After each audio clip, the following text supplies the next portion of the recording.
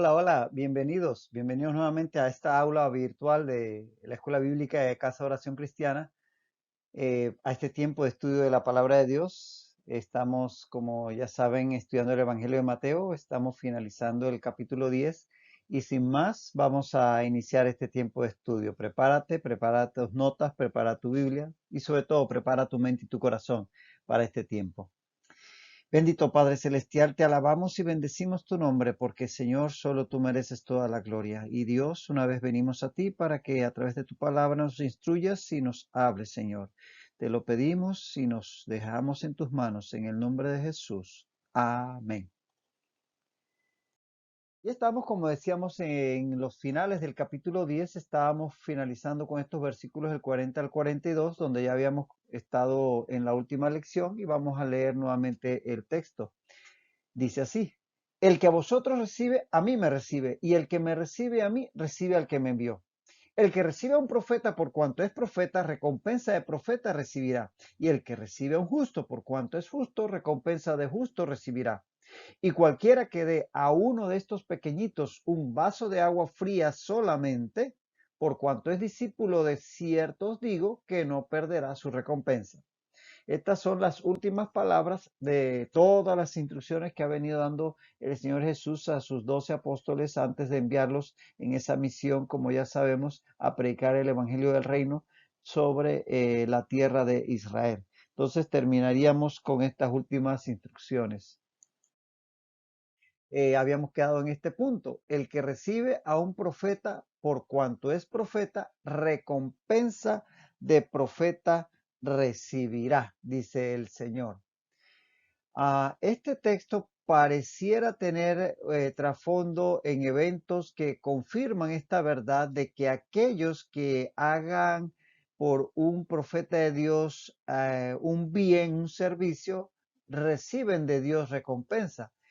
Un par de episodios como por ejemplo el caso de la viuda de Sarepta. Eso lo puedes buscar en Primero de Reyes 17, 10 al 16, que recibió en su casa al profeta Elías, el cual le pidió que le diera de comer.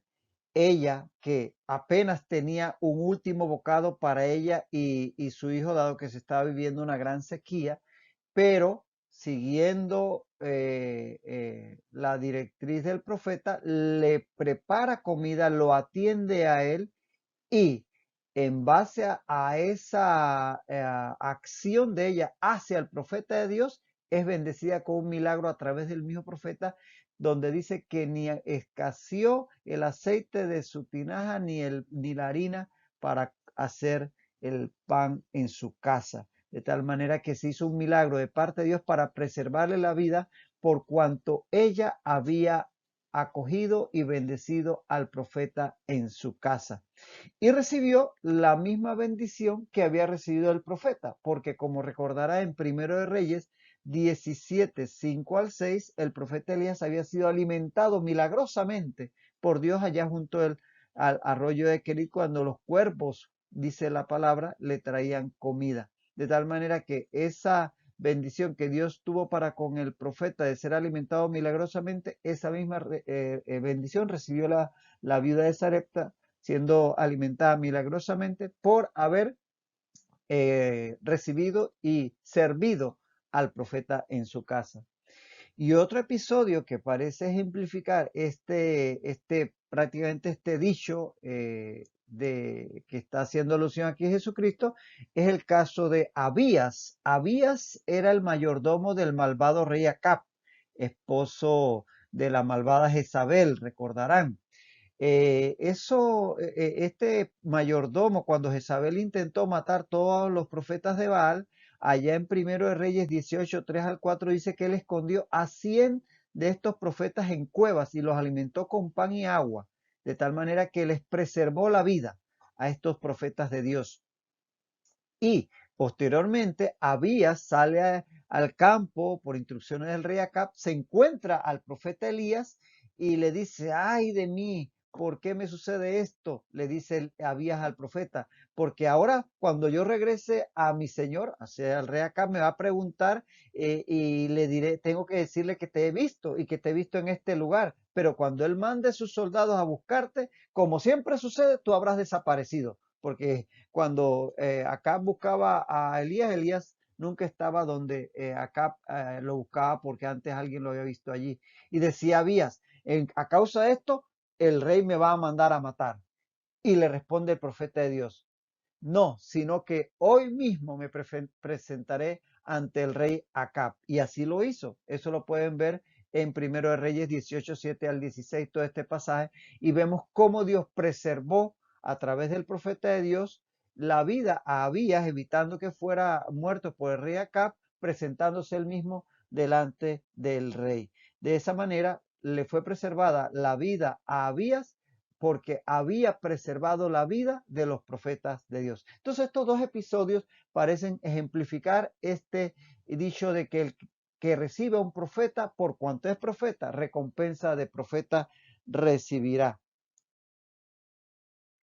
Y entonces aquí podemos decir que quien recibe al profeta, que no es otra cosa que el mensajero de Dios, recibirá la recompensa correspondiente al profeta. En esto se resume esta frase que Jesús le está eh, expresando a sus apóstoles, a sus 12, que va a enviar y que eso les debe animar. ¿Y a qué alude esto? A que ellos van a ir al pueblo de Israel y habrá gente que lo rechace, pero habrá gente que lo reciba como ya decíamos en la lección pasada, no todo mundo rechaza el mensaje, muchos lo reciben. Entonces, siempre pensar en que va a haber gente que sí recibe el mensaje y no solamente ir con una actitud negativa de que habrá quienes le rechacen. Pero bien, aquellos que reciban al mensajero de Dios, en este caso a los 12 apóstoles, por cuanto son mensajeros de Dios, en ese caso serían profetas para estas personas que le reciban, porque le están llevando la palabra de Dios. Y un profeta es aquel que le lleva el mensaje de Dios al pueblo. En ese caso, estarían siendo, entre comillas, profetas para estas personas, porque eran mensajeros de Dios para ellos. Y por tanto, al recibirlos, es decir, los recibiría en su casa, pero no solamente implica un acto físico, un servicio de alojarlos o de recibirlos, sino que al recibirlo está implicando que le están aceptando a ellos y a su mensaje. Por tanto, si recibían al mensajero de Dios, el profeta entre paréntesis, y por tanto estaban recibiendo su mensaje, es decir, que ¿cuál era el mensaje? Que Jesucristo había venido, el Mesías estaba entre ellos y le aceptaban como tal. Es decir, el reino de los cielos llegaba a sus corazones y a sus hogares. De tal manera que la recompensa de ser salvos, que ya era algo que habían recibido estos seguidores de Jesús, los 12, entonces llegaba a sus vidas también por cuanto habían recibido al mensajero de Dios y por tanto a su mensaje. Entonces se entiende que aquellos 12 al recibir esta palabra del Señor eh, estaban siendo alentados a ir a compartir ese mensaje porque habría muchos que lo recibirían y por tanto recibirían la bendición de recibir el reino en sus vidas, el reino de los cielos que ellos iban a profetizarles, a hablarles de parte de Dios. Y dice también, y el que recibe a un justo por cuanto es justo, recompensa de justo recibirá. Muy parecido, pero un poquito diferente. Quien recibe a un justo, recompensa de justo recibirá. Es decir, que parecido a lo anterior, pero básicamente ahora hablando de una persona justa. Los discípulos, los 12, habían sido justificados, no eran justos en sí mismos, sino que al creer en Cristo como el Mesías, como cualquiera de nosotros que hemos creído en Jesucristo como nuestro Señor y Salvador, venimos a recibir la justificación por fe, es decir, se nos acredita a nosotros la justicia de Cristo. No es que nosotros seamos justos por nosotros mismos, ni lo eran los 12 por sí mismos. Entonces, esa justicia que se les había atribuido al haber creído por fe en Jesucristo como el Mesías, ahora estas personas que los recibían y como decíamos, por tanto, le recibían a estos 12, a estos justos o justificados, como lo quieras decir, y por tanto recibían, implicando que recibían su mensaje, que era el mensaje del reino, y por tanto recibían a Jesucristo como Mesías en sus corazones, entonces también recibían la recompensa de estos justos. ¿Cuál era? La vida eterna. porque también iba a ser justificado al creer en ese mensaje de salvación que es que Jesucristo el Mesías había venido a la tierra y estaba al alcance de todos quienes quisieran creer. Ahora, el conocer, el entender esto, esta expresión de parte de Jesús, de que lo que ellos iban a hacer, de lo que iban a hacer los 12, llevando este mensaje, iba a impactar de tal manera a las personas que lo recibieran, no a todo el que lo escuchara, pero a aquellos que lo recibieran el mensaje, es decir, creyeran en él, iba a impactar de tal manera que estas personas iban a alcanzar la vida eterna, iban a entrar al reino de los cielos.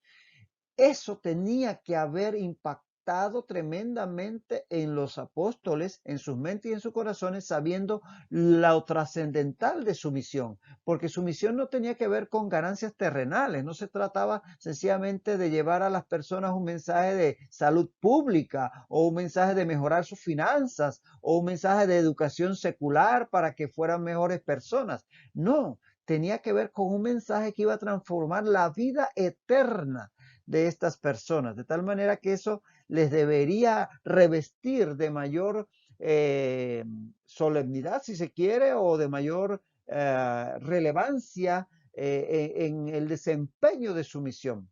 Igual nosotros hoy en día, sabiendo que cada persona con quien contactemos, a quien le podamos compartir el mensaje del reino, la fe en Jesucristo que como Señor y Salvador va a transformar para vida eterna a esa persona. Sí, para esta vida ciertamente, pero sobre todo para vida eterna. Eso nos debe impactar de tal manera que nos impela a actuar de una forma con mayor premura, con mayor empeño, con mayor energía para con aquellas personas que necesitan ese mensaje. Entonces, impactante esta expresión que le da Jesús a sus 12 en este momento. Y sigue diciendo, y cualquiera que dé a uno de estos pequeñitos un vaso de agua fría, solamente, por cuanto es discípulo, de cierto os digo que no perderá su recompensa. Fíjate la tendencia, profeta justo pequeñito, ¿verdad? Que quien reciba al profeta, recompensa de quien reciba al justo, quien recibe, le hace, aunque sea un vaso de agua para estos pequeñitos, o sea, como que hay una gradual descenso en cuanto a la persona, al título que se dé a Jesús a aquellos 12 que funcionarían como profetas, como justos, como pequeñitos les llama también. En todos casos se refiere a los 12 que van a ir a llevar ese mensaje y dice quienes lo reciban a ellos. Todo esto nos habla de que definitivamente a esa tendencia decreciente indicaría que ante el Señor no importa el tamaño del servicio, todos son importantes y todos los servicios que se haga por un ministro del Señor, por un simple creyente, un recién convertido o por una persona, todo va a ser tomado en cuenta y todo va a ser recompensado. De tal manera que no es ni que sea fulano de tal, ni nada por el estilo. Delante de Dios todo servicio, ante el más grande de entre los hombres, ante el más pequeño entre los hombres, Dios lo va a tomar en cuenta y lo va a recompensar. Y por tanto, en este momento los discípulos podían ir con ese ánimo, con ese aliento que todo lo que recibieran, Dios lo iba a premiar y por tanto, aquellas personas a quienes les iban a hablar iban a ser bendecidas por precisamente su ministerio. Y dice allí a cualquiera de estos pequeñitos que les dé un vaso de agua fría. Fíjate, el más mínimo favor que alguien haga a favor del menor de los discípulos, o sea, darle un vaso de agua fría, dice aquí, como que obviamente en un clima desértico, si el agua es fría, tanto mejor. Eh, darle, aunque sea un vaso de agua, o sea, no haces la gran cosota, no es que le diste una bolsa de dinero para que pueda tener para sus necesidades, no es que lo alojaste en la casa, le diste solamente un vaso de agua, el más mínimo de los favores. Y hasta el más pequeño de los creyentes dice, a uno de estos pequeñitos, solamente por ser enviado de Dios, por ser discípulo, solamente en reconocimiento a aquello, se hizo ese pequeño gesto de servicio, dice que no perderá su recompensa. Es decir, que el más mínimo favor que alguien haga por el menor de los discípulos de Cristo será recompensado. Y aquí vemos unos textos que hablan de esta promesa, por ejemplo, en Mateo 25, 35 al 40, tenemos que en el 35 dice, porque tuve hambre y me diste de comer, tuve sed y me diste de beber, fui forastero y me recogiste. En el 37 dice, entonces los justos les responderán diciendo, Señor, ¿cuándo te vimos hambriento y te sustentamos o sediento y te dimos de beber? Y en el 39, en el 40, responde el Señor, de cierto os digo que en cuanto lo hiciste a uno de estos mis hermanos más pequeños, a mí lo hiciste. Cada vez que hacemos algo por un hijo de Dios, se lo estamos haciendo al Señor y por tanto Él va a recompensar. Y en 1 Corintios 15:58 hay una promesa, dice, así que hermanos míos amados, estad firmes y constantes, creciendo en la obra del Señor siempre, sabiendo que vuestro trabajo en el Señor no es en vano. Nada de lo que hagan en el Señor va a ser en vano. Así que ánimo a seguir haciendo el bien a los demás. Y en Hebreos 6:10 dice, porque Dios no es injusto para olvidar vuestra obra y el trabajo de amor que habéis mostrado hacia su nombre, habiendo servido a los santos y sirviéndoles aún. ¿Lo ves? Es decir, ese trabajo de amor que es lo que dice el texto de Hebreos es hacia los hermanos, dice el Señor que fue a su nombre. Y como ustedes entienden, cuando se habla de nombre, se habla de la persona, es decir, hacia Dios mismo. De tal manera que ahí vemos cómo el Señor recalca la importancia del servicio a favor de otros, porque es como si se lo hiciéramos directamente al Señor. Lo importante aquí no es ni el tamaño ni el tipo fíjate, un vaso de agua. ¿Qué es un vaso de agua? Bueno, para un sediento es bastante, pero en verdad lo que quiere decir el Señor es que no importa lo grande o lo pequeño de tu servicio al Señor, lo que importa es la motivación. Dice, porque es discípulo, porque estás consciente de que lo estás haciendo para el Señor, porque ese es un hijo de Dios al cual tú estás queriendo bendecir, porque es a Dios a quien se lo haces. Entonces, la motivación es lo importante. Ni siquiera es que porque Dios promete que si hago esto me va a bendecir. No, sencillamente lo haces por amor primeramente al Señor y obviamente a la persona que tienes delante. La motivación es lo importante. Y esto también nos dice todo esto de servir y las recompensas que vas a recibir por el servicio, que para el Señor, Él es consciente de que no todos podemos ir. Es decir, no todos podemos ser misioneros, no todos podemos ser pastores, no todos podemos ser evangelistas, maestros, pero todos podemos servir. Todos podemos dar alguna ayuda, a veces en tiempo, a veces en dinero, a veces sencillamente en una palabra, en un consejo, en un hospedar, en un llevar en nuestro auto a alguien que necesita un transporte, que llegó al aeropuerto y necesita ser llevado a un hotel. Cualquier servicio que hagamos es importante para el Señor. Habrá quienes vayan a las naciones, pero habrá quienes les sustenten. Habrá quienes se dediquen al ministerio tiempo completo, pero habrá quienes les respalden. De tal manera que allí se ve cómo hay oportunidad para todos en la obra de Dios. Unos están al frente, otros les respaldan. De tal manera que todo esto es importante de reconocerlo. Y bien, aquí finaliza el capítulo 10 de Mateo. Terminamos con estas palabras de aliento del Señor, con todas estas instrucciones que les ha dado acerca de lo que implica esta misión, que es como un calentamiento, digo yo, como una práctica de lo que va a venir después cuando Él parte y los deje encargados de esparcir el Evangelio por el mundo. Termina aquí el capítulo 10 y entonces pasaremos al siguiente capítulo de Mateo, el capítulo 11. Y aquí estamos, pues, en el capítulo 11 de Mateo. En este capítulo 11, el tema central, aunque hay otros elementos ahí colaterales, pero el tema central de este capítulo 11 de Mateo es la pregunta que Juan el Bautista, preso ya, le manda a hacer a Jesús por medio de sus discípulos acerca de si es él el Mesías que había de venir. Y y ahí Jesús le va a responder a través precisamente de esos discípulos de Juan, y posteriormente Jesús va a hablar acerca de Juan, va a dar su testimonio acerca de Juan el Bautista. Eso es el tema central que vamos a ver en este capítulo 11 de Mateo, en el cual nos introducimos en este momento. Dice Mateo 11:1. Cuando Jesús terminó de dar instrucciones a sus 12 discípulos, se fue de allí a enseñar y a predicar en las ciudades de ellos. Vamos a comenzar con este versículo 1 porque es una forma de introducción, básicamente. Fíjate, Mateo 11:1 es interesante. Este versículo se puede, en realidad, si tú vas leyendo de corrido, lo puedes considerar como la conclusión de todo el capítulo 10.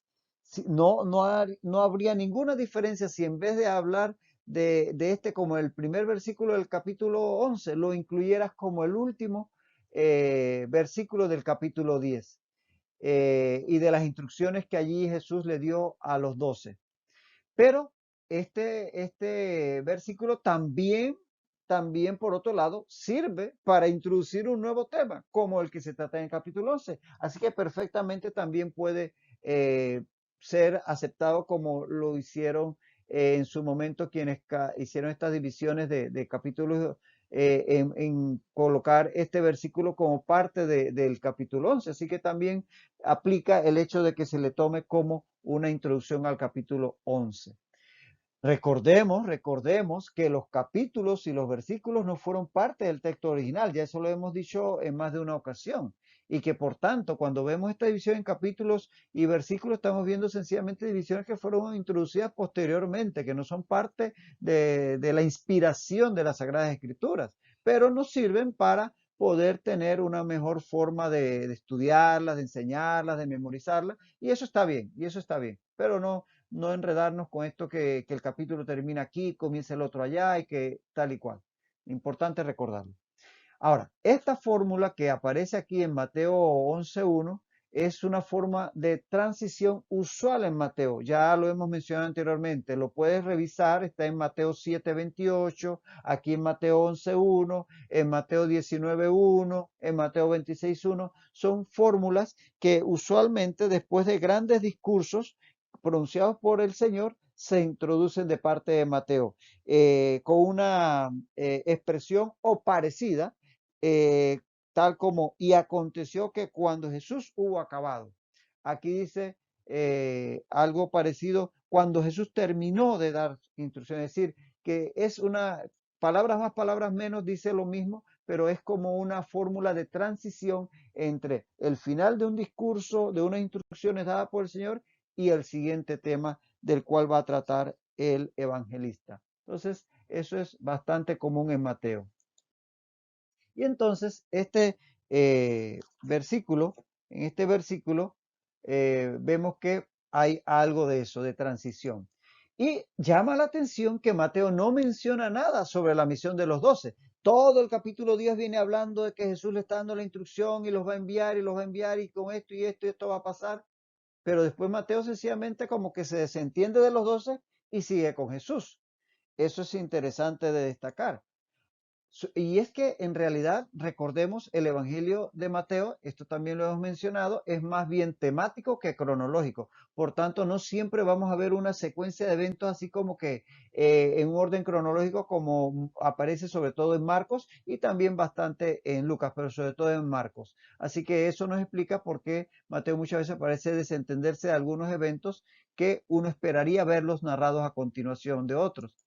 Pero sobre todo, Mateo es cristocéntrico. Recuerden que Mateo escribe, y eso lo dijimos desde el primer capítulo, en la introducción al estudio de Mateo, es dirigido a los judíos, es dirigido al pueblo judío principalmente y obviamente para todos los creyentes y para todo el mundo, pero sobre todo al pueblo judío para demostrarles que Jesucristo es el Mesías esperado por Israel. Y por eso es muy cristocéntrico, centrado en la persona de Jesucristo para demostrar que es el Mesías. Entonces se enfoca en Jesús y no en sus discípulos. Así que él deja de lado a los 12 que van a ir a su misión, pero se enfoca en lo que sigue haciendo Jesucristo. Sin embargo, los otros evangelistas sí nos dicen algo acerca de la misión de los 12. Por ejemplo, Marcos, en Marcos 6, 12 al 13, y también Lucas, dice Marcos, por ejemplo, 6, 12, y saliendo predicaban que los hombres se arrepintiesen. Se refiere a los 12 y su misión. Dice el 13, 6, 13 de Marcos, y echaban fuera muchos demonios y ungían con aceite a muchos enfermos y los sanaban. Y luego en el 6:30 dice Marcos, entonces los apóstoles se juntaron con Jesús y le contaron todo lo que habían hecho y lo que habían enseñado. Entonces Marcos sí nos dice algo de lo que fue esa misión de los 12. Y Lucas también, en Lucas 9, 6 y 10. Dice en Lucas 9, 6, y saliendo pasaban por todas las aldeas anunciando el evangelio y sanando por todas partes. Y luego en el 10 dice, vueltos los apóstoles le contaron todo lo que habían hecho. Es decir, le contaron a Jesús lo que habían hecho en esa misión. Así que sí hay algo de lo que ellos hicieron en Marcos y en Lucas. Entonces dice que cuando Jesús terminó de dar instrucciones a sus 12 discípulos, aquí el término dar instrucciones es el griego diatazón. Y diatazón significa, en realidad significa más que dar instrucciones. Es más bien dar un mandato, dar un orden, casi militar, casi militar. Y el día, esa preposición, ese día implica que es una orden dada individualmente a cada uno, como si dijera que le dio órdenes a cada uno. ¿Cuáles? Pues todas estas instrucciones que era llevar el mensaje del reino de los cielos, es decir, las buenas nuevas, el evangelio. Y es que compartir el evangelio no es una opción, es un mandamiento del Señor y es personal, o sea, es a cada uno, es decir, no es como que una recomendación, como un consejo, como una sugerencia, no, es prácticamente una orden, un mandato, un mandamiento. Leemos sobre la gran comisión en Mateo 28, 19 al 20, muy conocido, dice, por tanto, id y haced discípulos a todas las naciones. Es un mandato realmente, no es una recomendación. Y en 1 Corintios 9:16 vemos como Pablo lo ve de esta forma. Dice Pablo en 1 Corintios 9:16, pues si anuncio el Evangelio, no tengo por qué gloriarme, porque me es impuesta necesidad. Y ay de mí si no anunciare el Evangelio. Así hay que ver esta indicación de parte del Señor, como es este término diatazón. Estas instrucciones no fueron como que, recomendaciones, no, fueron realmente mandatos, como es el hecho de la gran comisión dada a todos los creyentes. Y dice, se fue de allí a enseñar y a predicar a las ciudades de ellos.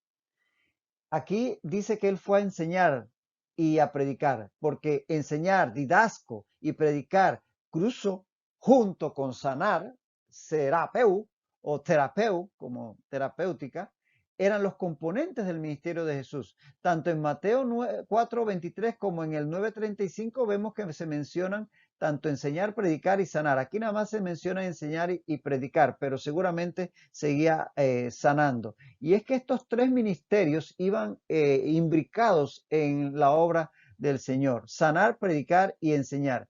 Y en el caso de sanar, obviamente tenía que ver con el cuerpo. El predicar y el enseñar tenía que ver con sanar el alma.